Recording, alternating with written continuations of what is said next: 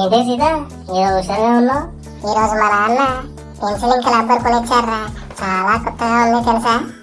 ఓ అవునా, ఇంతకు నువ్వు ఎలాగున్నావు తెలుసా? ఎలా ఉన్నాను?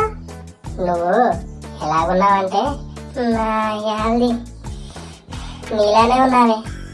ఆపరా నీ ఫుల్ జోక్స్. ఇంతకీ రబ్బర్ గురించి నీకేమో తెలుసా? తెలీదు, నీకు తెలుసా?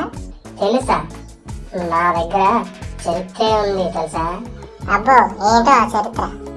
రబ్బరును ఒక చెట్టు నుండి తయారు చేసేవారు తెలుసా. అవునా, ఆ చెట్టు పేరేంటి?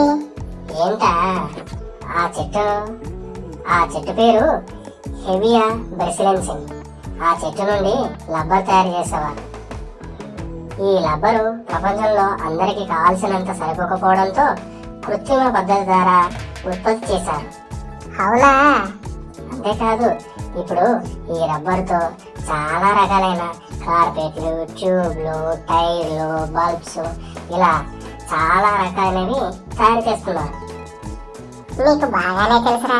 మరి ఏమనుకున్నావు మీ బావంటే? ఓ వేస్ట్ గాడు, దేనికి పనికిరాడు అనుకున్నా. అదేంటి అలా అనేసావు? కానీ ఇప్పుడు చాలా తెలివిగా అబ్బాయిలా కనిపిస్తున్నావు బావా.